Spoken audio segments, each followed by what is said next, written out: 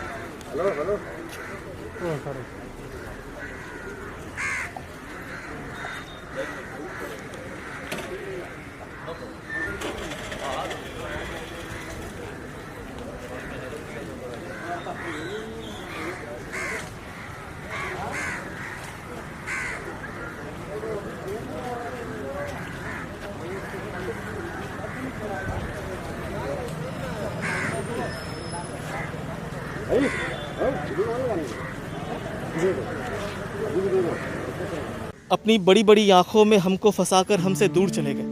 उनकी बड़ी बड़ी आंखें थी। अपनी बड़ी बड़ी आंखों में हमको फंसाकर हमसे दूर चले गए, हमें जार जार रुलाकर हमसे दूर चले गए।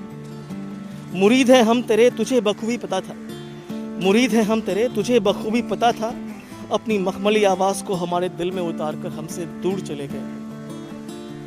तुमको आखिरी बार भी देख न पाएंगे इस बात का मलाल है, तुमको आखिरी बार भी देख न पाएंगे इस बात का मलाल है, हमें बंद घड़ों में तरपाकर हमसे दूर चले गए, हमें जार जार रुलाकर हमसे दूर चले गए। कहना चाहोगे जब भी आपने फर्स्ट खबर सुनी कि इरफान सर अब हमारे बीच नहीं रहे तो सडन जैसे मुझे व्हाट्सएप पे मैंने ग्रुप था, उस पर जैसे न्यूज़ फ्लैश, मुझे लगा पहले तो ये फेक है।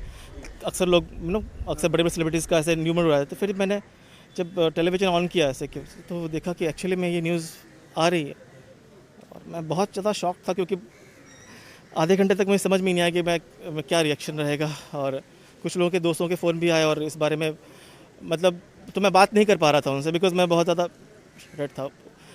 बचपन से उनके फ़ैन रहे हैं इरफान खान जी के, और अनुगुण सी रहा था उनका डीडी पे। उस टाइम में हम लोग स्कूल में थे, उस वक्त से उनको देखते आ रहे हैं जब वो अपनी बड़ी बड़ी आँखों से एक्टिंग कर दिया करते थे, और उन्हें डायलॉग बोलने की कोई ज़रूरत नहीं थी। वो अपनी आंखों से ही बिल्कुल बिल्कुल, वो बहुत ज़्यादा उनका इंटेंस एक्टिंग होता था उस हिसाब से।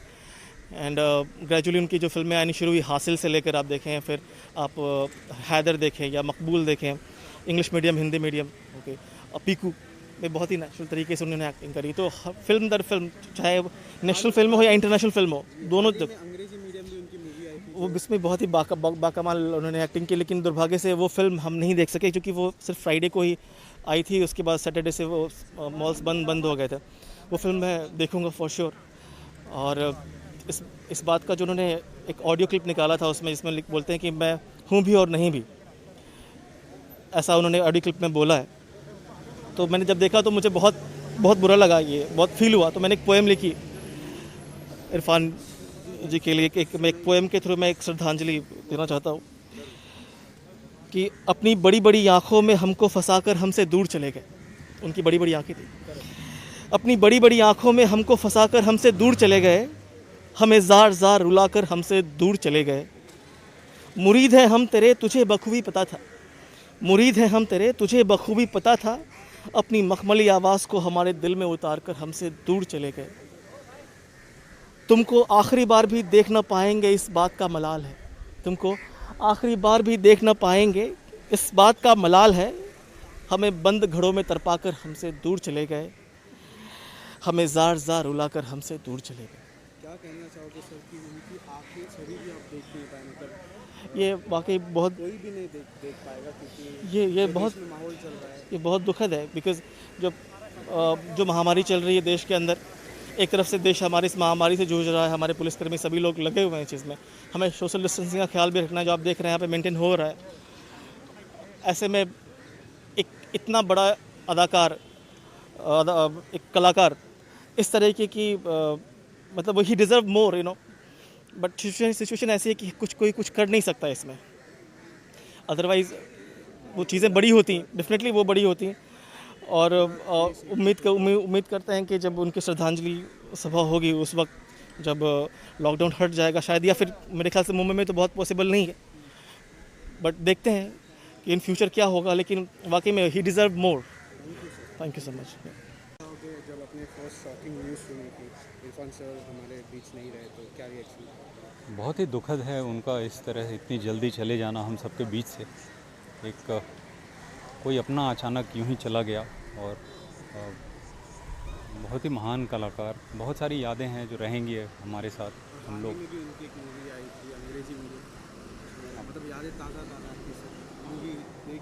अभी तो बहुत कुछ देखने को मिलेगा ऐसी उम्मीद थी, बस उन्हें मिस करेंगे। बस अभी यही कहना चाहता हूँ कि ईश्वर उनकी आत्मा को शांति प्रदान करे, बस यही दुआ करता हूँ। Thank you.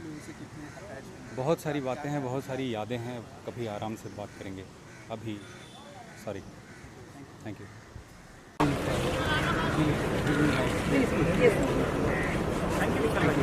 जाने दो ना।